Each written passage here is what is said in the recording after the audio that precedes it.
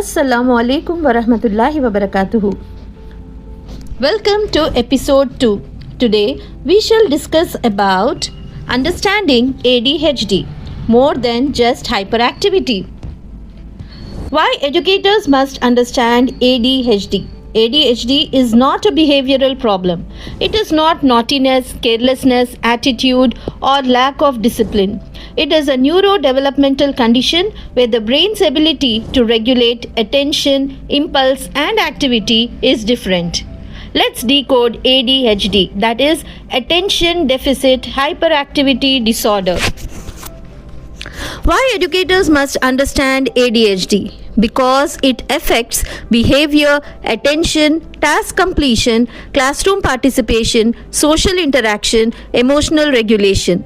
When teachers understand ADHD, the classroom becomes calmer, judgment becomes empathy, discipline becomes understanding, and behavior becomes manageable. Most importantly, a child stops seeing himself as a problem.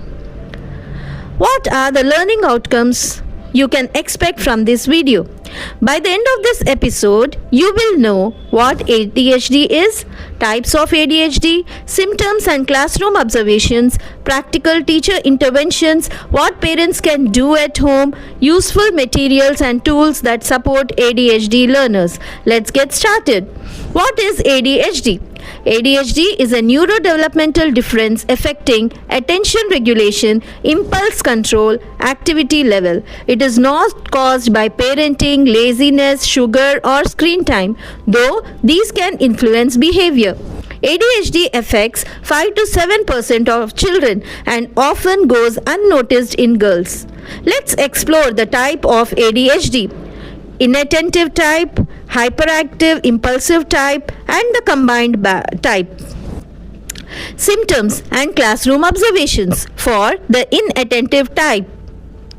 Easily distracted, forgets instructions, cannot sustain attention, loses stationery, notebooks, homework, slow to start tasks, mind appears elsewhere, avoids tasks that require long mental effort, makes careless mistakes.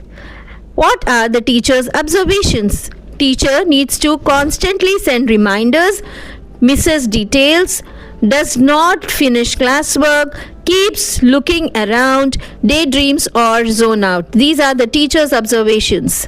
Let's move to hyperactive-impulsive type and the symptoms associated with it.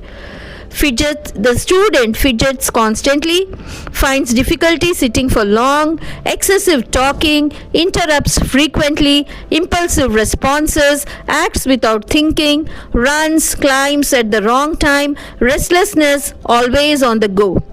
And teacher observes that the student is frequently out of seat, talks during instruction, disturbs peers unknowingly, finishes sentences for others, touches everything in the classroom. What is the combined type? A mix of both the above. This is the form we usually see in the classes.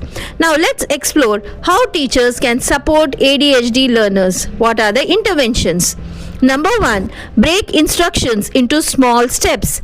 Instead of finish this paragraph, underline keywords, write meanings and read it again. Say step 1, underline. Step 2, meanings. Number 2, give structured routines. ADHD brains thrive on predictability.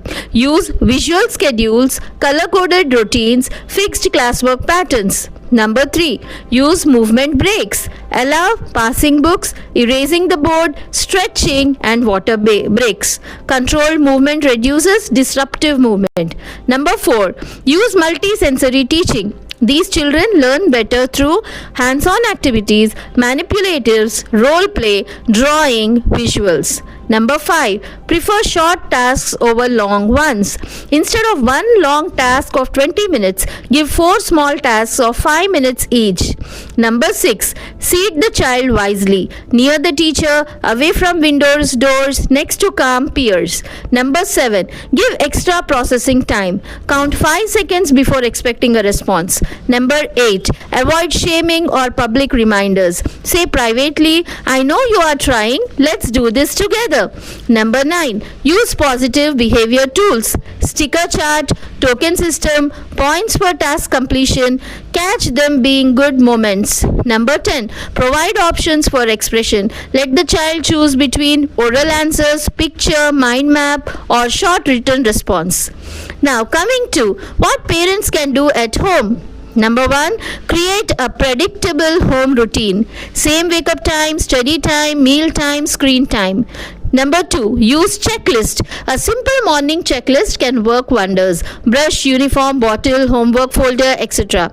Number 3. Reduce clutter. A tidy room is equal to fewer distractions. Number 4. Use timers. Set 10 to 15 minutes steady bursts with breaks. Number 5. Maintain calm tone. ADHD children absorb emotions quickly. Number 6. One instruction at a time. Go and get your bag, then come back. Number 7. Praise immediately. Praise the behavior you want repeated. Number 8. Create a small movement corner.